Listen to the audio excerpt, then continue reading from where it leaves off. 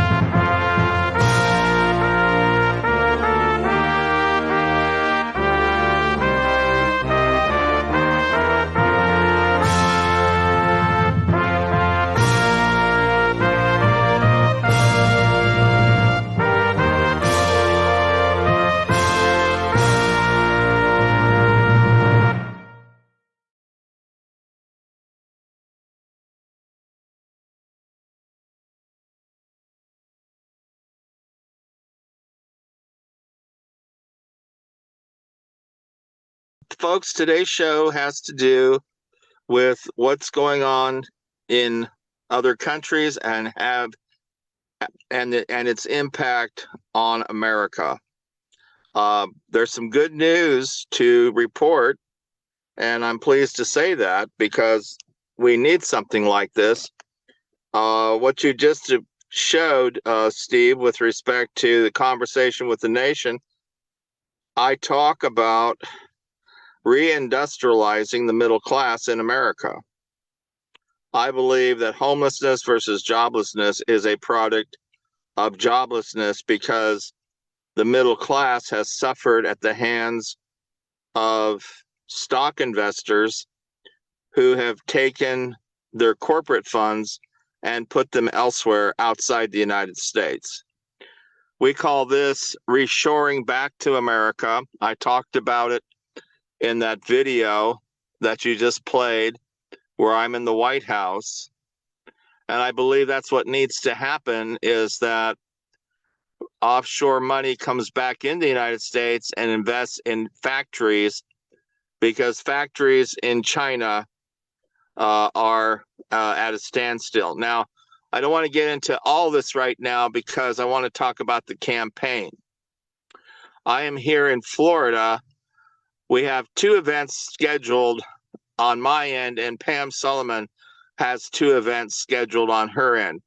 My end is the Capitol in Tallahassee on the St. Patty's Day weekend, March 16th, 17th, from dawn till dusk, both days, Saturday and Sunday. That's at the Vietnam Memorial in Tallahassee across from the Capitol.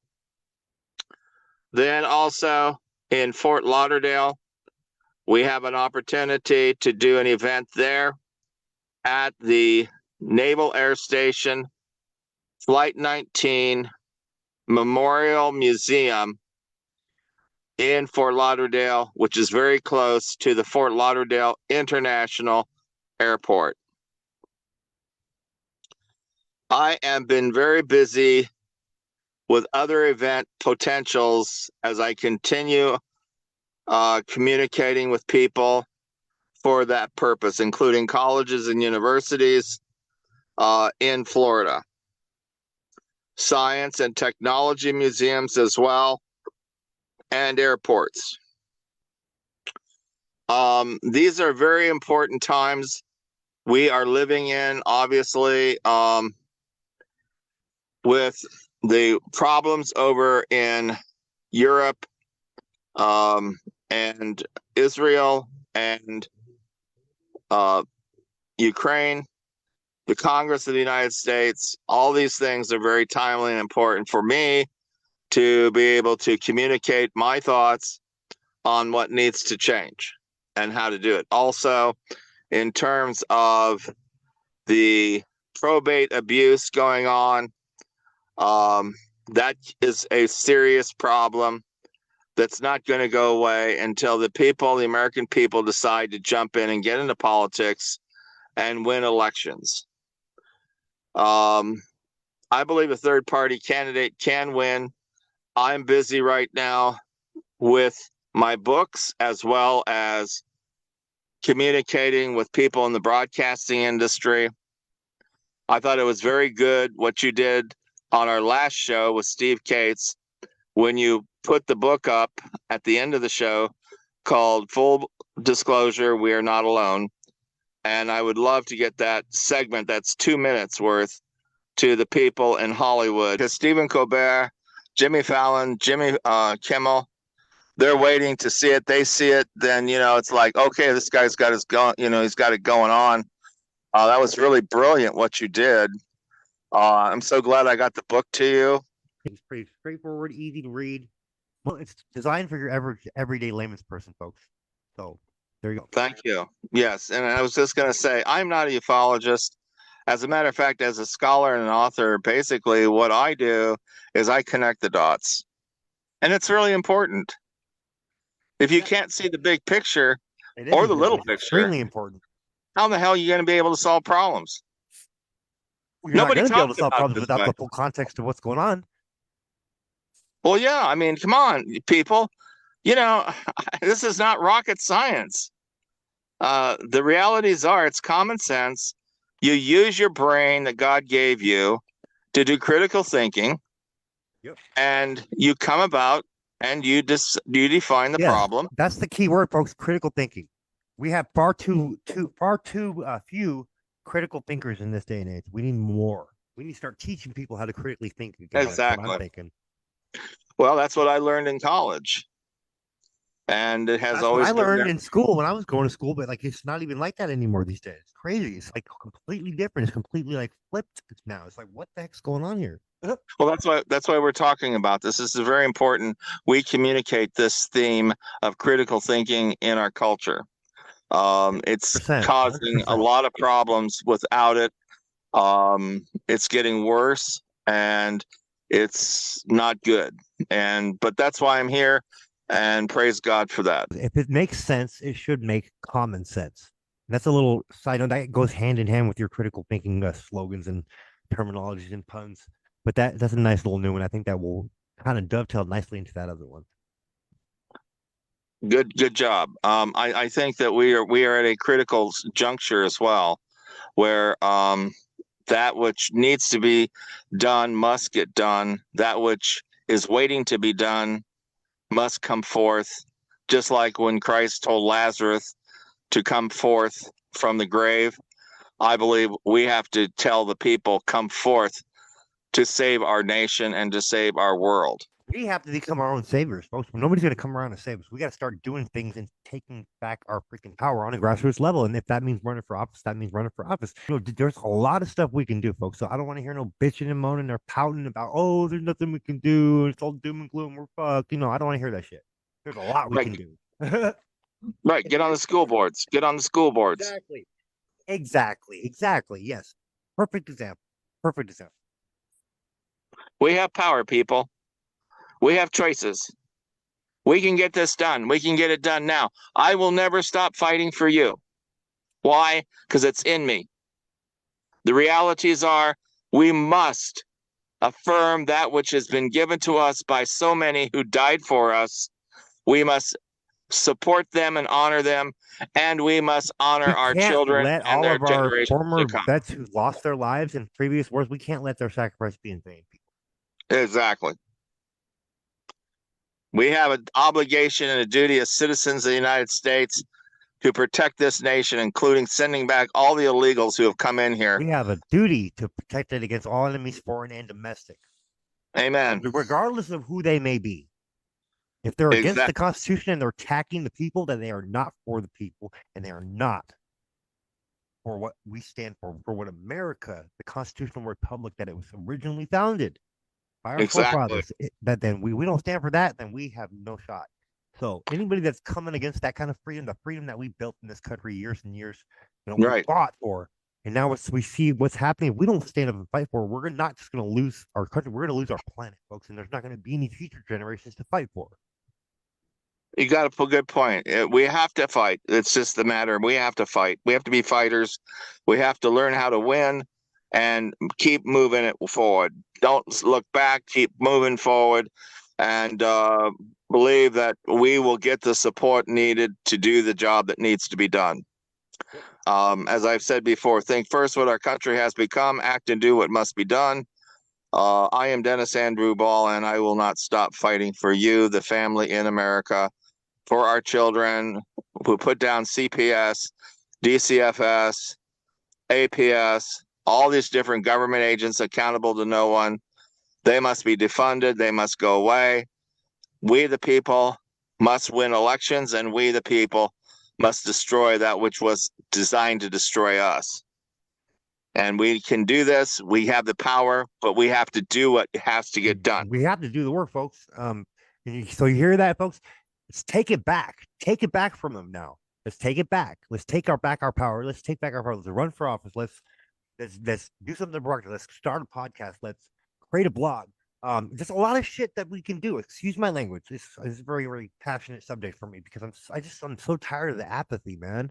Oh, there's nothing we can do. No, dude, there's a lot we can do, and I don't want to hear that excuse. Come on, let's get up off our ass. Do something about it. Right. The beginning of this Within the show. bounds of the law, of course, obviously.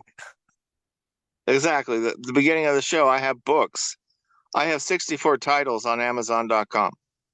These books are very timely and important because they focus on each subject matter that needs to be spoken and written and said. I have 2 new books coming called Guardianship Gulag. I've gotten the attention of people like Diane Diamond, who is an investigative reporter, Cheryl Atkinson, another one. It's like you create breadcrumbs and they all start following you. That's important, just like what you did today with Julie Bilshey. Yeah. Julie and I have never really spoken until today, but she's been following my different events, the way I conduct my business, how I talk, how I write, and now she believes what I'm doing is the right thing. Praise God for that. Well, I think It is the right thing. Anybody that's doing any kind of proactive work to try and make change, for the positive, for the better, to protect the kids and and the elderly, I think that anybody that's doing any kind of work on that level should be encouraged and praised in every regard. I think we all need to lift each other up, not tear each other down. Definitely, definitely, and hopefully, as she gets to know me better, she'll want to pick up some of my books. I think it's really important because my books are written. If somebody just bought a couple books, even though there's a plethora of other books to read, they would get a good understanding of my interpretation of our Constitution, our Bill of Rights, and the people who have fought and died to preserve and protect them. People don't understand our Constitution and what our rights are anymore. Like they don't even know what's being taken. They need to be re-educated in what we have that's right. here. Exactly. I mean, that's why I've written these books. I mean, each book, it's not like, it's a huge amount of volume of pages, but it's very designed for a very easy read. It's not too long, not too thick. It's right. Just easy breezy. It's just for your average everyday person, just like we had said. So it's very easy. It packs a lot in a little, and that's what people are into. They want the biggest bang for the buck, and they want to know what it is you want to say. And I say, by doing it that way, you're increasing the size of your target market because you're increasing it to people that may not be so able to read like more intellectual stuff, so to speak, or more complex words, for example. Well, yeah, by increasing your target audience right there, just by doing it that way. That's a good tactic. Something I've seen authors do that, and sometimes it can be very effective for getting the message across, especially to when you're trying to like educate people on certain things that they need to be aware of, that they may not be so technically savvy or intellectually savvy to be able to understand bigger words and whatnot. But this is for everybody, even the most average everyday person could read this. So even a caveman could do it. There we go. Just like we'll make a pun on that.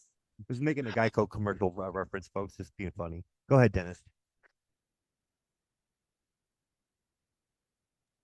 And it's interesting because, and let's talk about this for a second. I mean, uh, I've had situations where people have picked up a book, and before I've known it, maybe 4 or 5 months later, even though I did not talk to them during that time, they bought 20 books on their own because I don't want to say they got addicted to it or they got hooked, but they recognized that they were experiencing something they had never had before.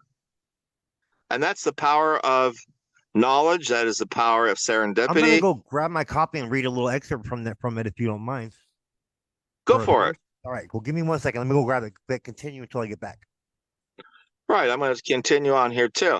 Folks, it is to our benefit to be educated in that ways of life that make it possible for us to become equipped and empowered to make decisions for our family and for our community that work in our children's best interest. Right now, we have a crisis in this country being exploited by the people in the government, and has been for several years, as a matter of fact. I don't see any political candidate that is talking about the things that we talk about on this show. That's tragic. That tells me America has declined significantly, and that in order for America to survive and thrive, it has to be a full court press to get America moving again in the right direction.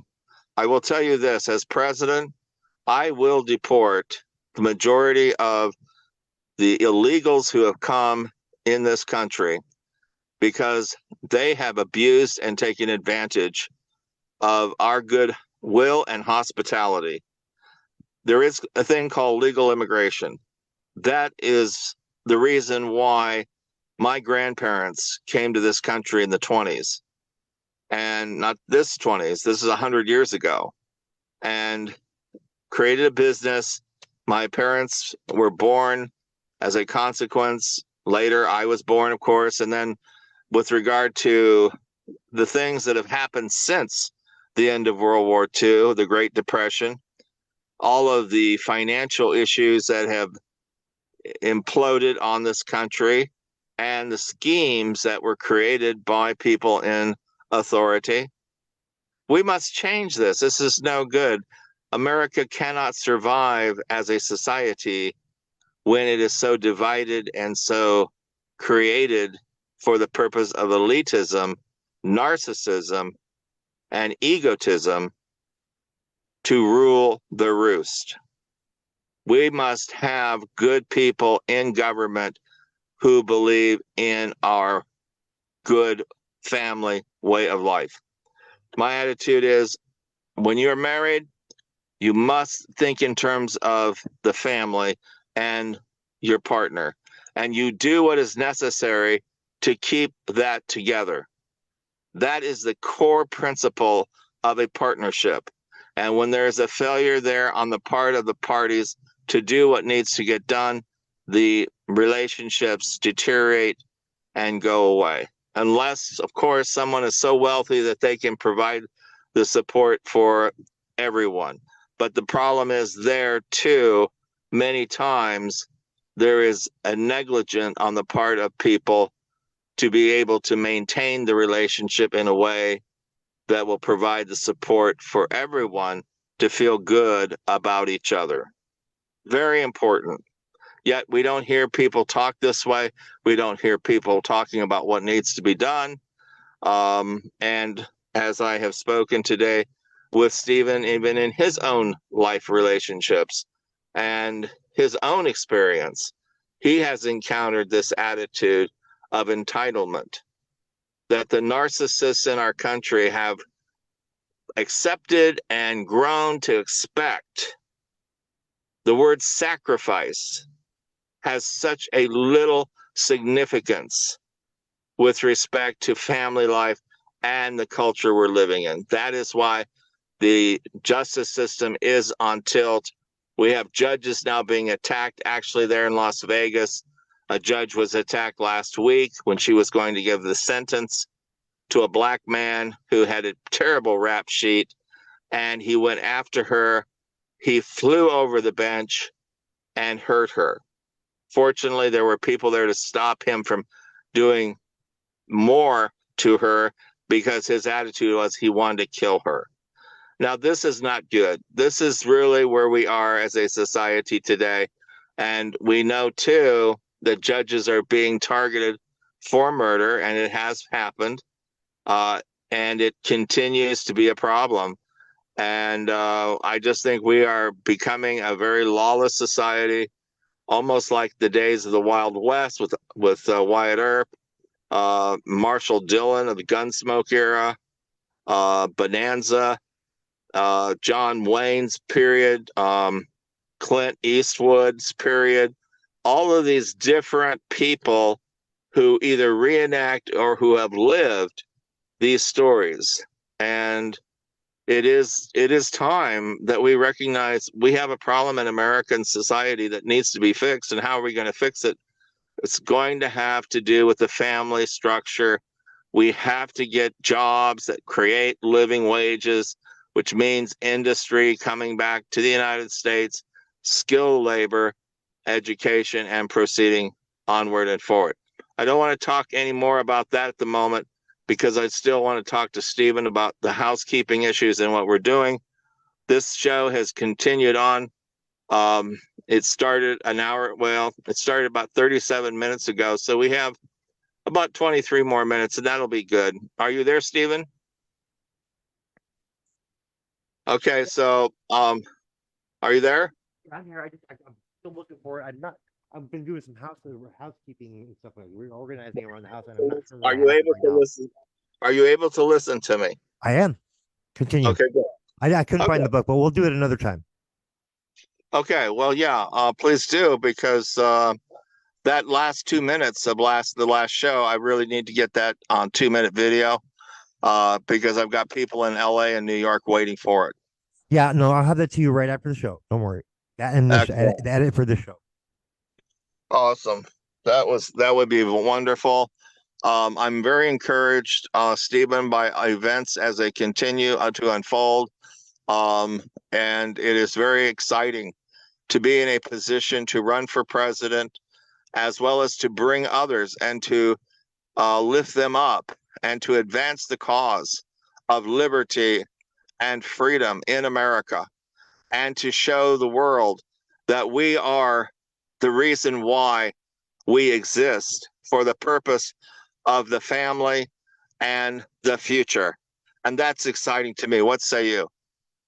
Well, yeah, I mean, anytime we're doing something proactive to make change, that it is exciting because it's something new. It's something challenging that we have not done. It's new territory, But this is what allows us to keep our freedoms, by doing this and becoming involved and becoming active participants. Because let's put it this way: those who trade their liberty for supposed or alleged security deserve neither.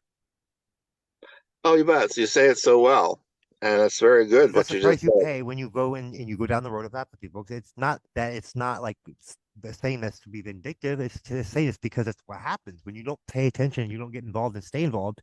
What happens is you have corrupt individuals, corrupt officials that rise to power because the good people aren't doing anything, and there goes into another saying: all it takes for evil to succeed is for good men and women to do nothing. Right? Well, us good men and women have done nothing for far too long, and it's gotten so bad that we're having to do something because of how bad it's gotten. So it's actually, one is a direct cause and effect of the other. It's kind of what the meaning behind that is. It is, and I'm pissed. I'm really pissed, because I am a man who has integrity. I left law school because I was not going to buy into their corrupt behavior with respect to other people's money and property. Right. And yeah. I would never participate in such a thing either myself. This is the kind of morals that I have, the kind of integrity. I'm not going to freaking betray my beliefs for a little bit of money or some shit that's only going to last so long anyways, and you can't take with you when you die. Precisely. I mean, this really is a spiritual war when you start talking about other people's family and money. Yeah, it absolutely is a spiritual war. Going after their families and bullshit. No, this is no good. This is right from the pit of hell. They will pay a huge price for what they've done. The Bible says a freaking red line. That much is certain. It is certain. And now let me just okay. I'm gonna. I have one message for all these bastards that are corrupt and officials that are just that we're coming for you, and we see you. Definitely. I believe that's true too. And I, as a court official, I'm very busy with my own case and everything associated with it. Actually, down here in Florida, was able to get my mail recently from Illinois. I had a box of it, and then I've got more coming. And it's interesting, being a roadie type of individual who is on the front burner, on the cusp of history. It's very timely and important. Now, let's go into today's show. We got about 23 minutes, 22 minutes left here. I'm reading a story, and I passed it on to you this week. You probably haven't had time to look at it, but I'm going to go into it today. Go for it. And this is why it's very important. The gentleman's name is Sean Broderick, and he puts a picture of a factory in China. Then he goes into the factory, and the factory is dead. There's nobody in it. And it looks like it's been ransacked. It's all messed up inside. It's like trash, debris, everything's out of place. And it's because what he says, and this is excellent, because this is what I've been preaching for a very long time with respect to creating middle classes in every country. He says that there's $100 billion in business investment money has fled China in the last year alone. Can you imagine that? $100 billion has gone, and billions more are to come. Not just that, but this money is mostly flowing to one surprising place, a place I think could house some of the best investments of the next decade. That's a lot of money, Dennis, going to China. That's a hell of a lot of money. Yeah, and it's leaving them. China is in trouble right now, whether they want to talk about it in the mass media or not. I'm telling you, as a presidential candidate, people, China is in trouble. This is why they are so aggressive with Taiwan and other nations, because their own economy is sucking eggs, because there is a change happening in our midst. And I'm going to talk about what that change is, okay? Now, this gentleman has been featured on networks as different as CNBC, Fox News, because he says of my long track record for predicting global events and showing investors the best ways to take advantage of them. Now, if you recall last week, Stephen, we had Steve Cates on the show. Now, he interviewed a gentleman out of New York. Yes, we did have him on. It was a great guest to have on. I mean, he's one of those like he's connected. He's been on what? He's been on Coast to Coast, right? He's a celebrity. Okay. Exactly. He's high caliber. That's the word I was looking for. High caliber. He's a celebrity, and he's had guests on his own shows. People like Gerald Celente. Gerald Celente is out of New York. He is a trendsetter. He is a trend observer, and he talks about trends in the world of investment and economics. I've listened to Gerald many times, and I thought that was nice, because what Sean is saying here, he says, my team and I called the 2008 financial crisis ahead of time. We called the start of the roaring bull market that followed as well. Now, for some of our listeners, they may, not really understand some of this, because a lot of us are not, privy to a lot of financial data and financial investment opportunities, because we don't live in that world, and these people do. Now, he says, we called the start of the roaring bull market that followed as well. He says, we predicted the election of Donald Trump a year ahead of time, while most experts were still poo-pooing his chances. So he is a trend observer, just like Gerald Celente. He says, and I predicted the recent Russian invasion of Ukraine and its effect on the stock market. Now, I believe we're going to see a mass exodus of foreign businesses from China. Is that wild? And I'll tell you why. In Not fact, surprised. 90, It does not surprise me at all, but buddy. But go ahead and tell our viewers why. it says, in fact, 90% of global corporate executives say they are in the process of moving production out of China or have plans to do so. Apple, Amazon, Volvo, Samsung, Google, Microsoft, just to name a few. These are just a few of the big names who are disappearing from China. I mean, there's also, you could add Sony in there too, because Sony is a big player and has been for years in the China market up until the time Trump started to tariff products made in China and exported to the United States, which incidentally, just for your knowledge, Stephen, Joe Biden has not changed that. They're still tariffing products coming from China that was not disturbed after Trump left the White House. So there's something to be said about this, okay? And listen to this. And now Wall Street, which was China's biggest cheerleader in the West for years, is souring on the country. JP Morgan and Chase even called Chinese stocks uninvestable before they backpedaled and labeled them merely unattractive. So there's been some analysis of the Chinese marketplace. Hey, Dennis, I gotta fix my tire real quick. I'll be right back. Give me like 2 minutes. Continue. Go on. Go ahead. I'm going to continue on here. If you can listen to me. So where all of these jobs and money going? Where are they going? Well, you might have heard some talk about India or Vietnam and Malaysia. And yes, a fraction of these jobs have found their way to cheaper third world countries. But when I really dug in and chased the money, I found that most of it was going to a surprising place. It's not a third world country, and it's not in Southeast Asia. It has a stable government and a huge supply of skilled workers. And in the last 12 months, over $200 billion of manufacturing investment has flooded into this country. Soon it will grow by 10 times to over $2 trillion. Obviously, this type of monetary shift can change the fortune of whole countries, let alone individual investors savvy enough to spot this massive shift ahead of time. And what is this country? It is America. And that is what is encouraging to me. But even a bigger story than that, people. The story is that artificial intelligence, AI, is the reason why American manufacturing is returning to America.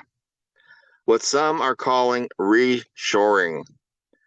This is an opportunity for us to recover from the depression of low-wage jobs and proceed to get high-paying jobs into our economy once again. Very important. And as President of the United States, people, you're looking at a man who will make that happen for us, for our kids, for the future generations, and for all time. Why? Because a middle class, a strong middle class, is necessary to be able to sustain a culture of goodwill amongst its own people. Folks, we are a constitutional republic, not a democracy. We have laws that supposedly are designed to protect us.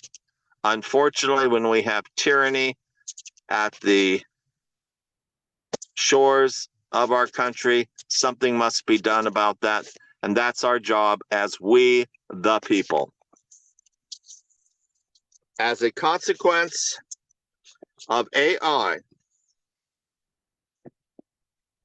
we have to thank those windfall in investment and jobs that are coming to America once again.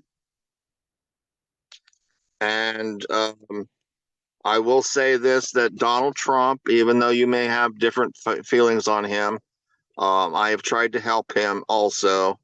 Um, Called it out with regard to China's unfair trade practices, which they were and still are, to the extent where American industry must change and return to our shores manufacturing, but manufacturing that may actually be beneficial to many people who do not like repetitive jobs.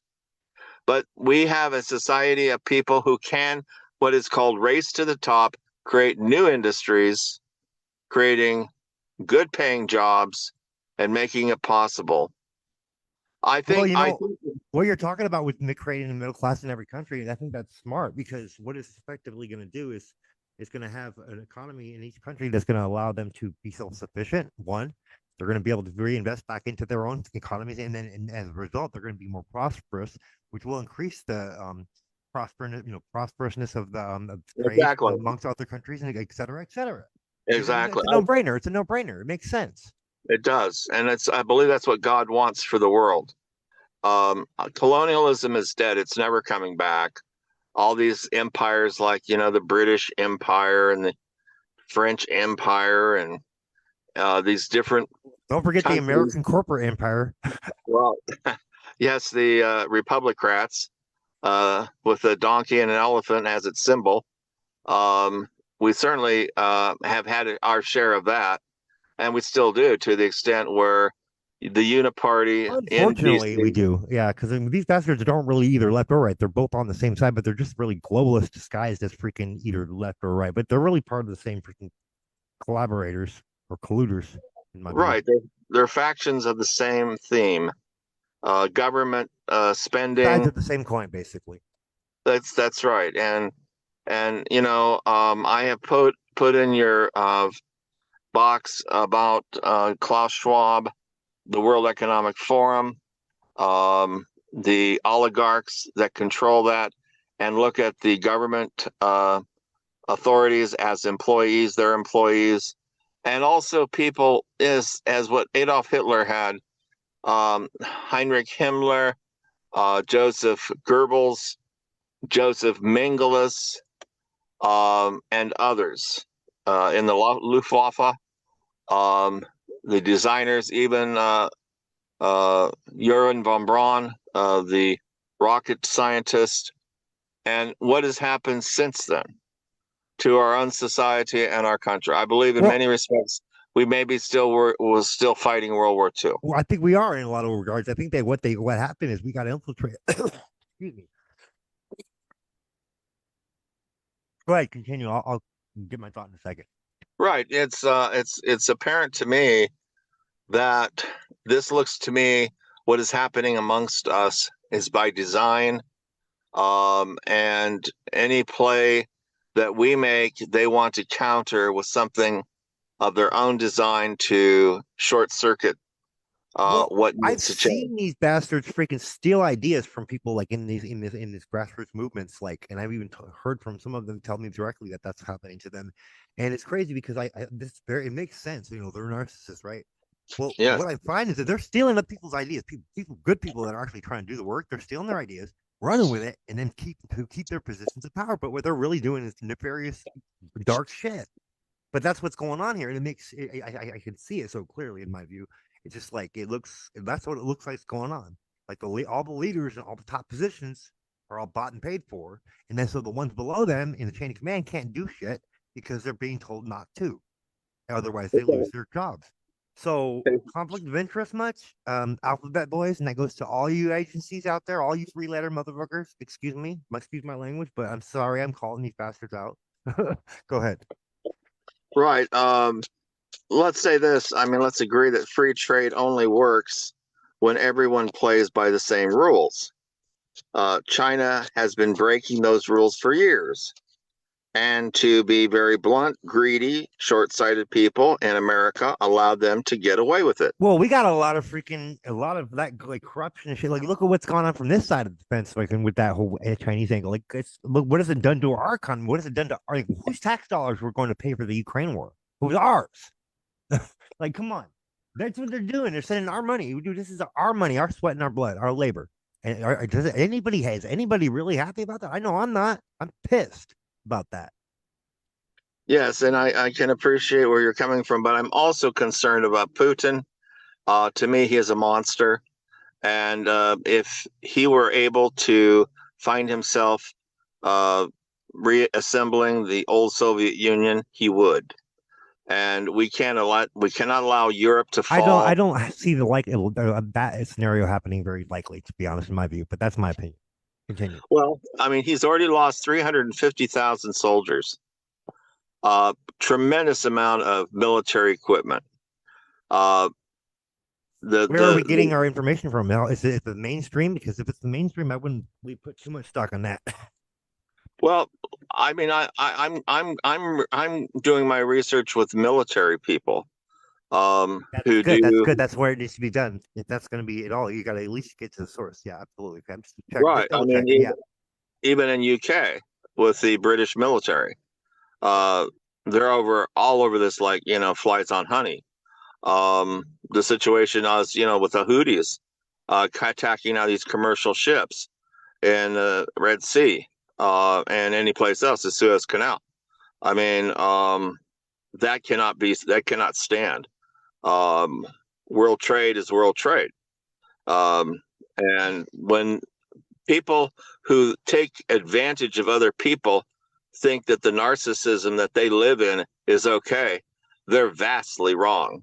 And as President of the United States, I will make sure they understand exactly their place in our world. And that is very important to me, because we have to have law and order. And I am a man for that. I'm also a man to get rid of laws that use, abuse, and misuse the people for the elites who war on us and who make us suffer and who rob and steal from us the ability to build wealth and keep it. And that in itself is a real problem and has been for years in this country. And that's got to change. And you're talking to somebody who understands us and will do what is necessary to correct it. Praise God. Here, man. At least I find strength in knowing that there's other people out there doing the work, whatever way they are, like whether it be me doing my grassroots news work or you doing your campaign or others in the advocacy movement doing their work, and other podcasters also that I admire and respect doing work on their own front. And it gives me strength, and I draw strength from that knowing that there's others fighting this fight, that I'm not alone in it. And so in that spirit, I want to remind everybody, we may not always agree on everything, okay? But that doesn't mean we can't lift each other up instead of tear each other down. We could be civil and disagree and agree to disagree. That's perfectly normal. That's what it means to be an American. That's what it means to have free speech, folks. That's what we need to get back to. That's what it's all about. We need to stop being so damn triggered by other people's opinions or their words. Because what does that say about you internally? What does that say about you? It says you haven't done the growth. If you're being triggered by something that somebody else says, it should be a reflection on a trauma that needs to be worked on and healed. Exactly. Now, listen, we're 1 minute away from wrapping it up today. I want to continue this discussion next time. There's a lot more here that I want to talk about in terms of restoring and reindustrializing the United States. I think it's very timely as far as the presidential campaign and as far as the future of our families and the future of our nation and the future of our world. Because in my book, The Ball Doctrine, that's what I talk about: reindustrializing every nation and creating a middle class so that not only can they survive, they can thrive, and they can have their kids in school rather than making swimming for sponges or making bricks and other sweatshop type industries that they really have no place to be there, and they should not be being exploited. I mean, in Africa right now, they have slavery still in certain places like Libya. That's unacceptable to me. In Nigeria and Kenya, including Uganda, that is going on as well. That is unacceptable to me. And I am in touch with churches and pastors in those countries to do something about it. And I'm encouraging them to get a hold of my book, The Ball Doctrine. I will go to the United Nations. I will be there. I will be. The situation for me right now, it's too cold back there. And of course, maybe because the cold, it's slowing things down between the Jews and the Muslims. So we will see. All right. Very good. We are at the end of today's show. This was episode 2. Thank you, everybody. Exactly. For America. Exactly. Next week we see episode 3 of season 2, folks. So look forward to that. That's right. We'll see you guys next week, folks. Thank you for watching, everybody. You bet. I'll add the outro after the fact on the post edit because the audio is not it's having issues still. So I'll just add it in the edit and I'll have it ready to go soon. Good night, everybody. We'll see everybody next week. Bye bye.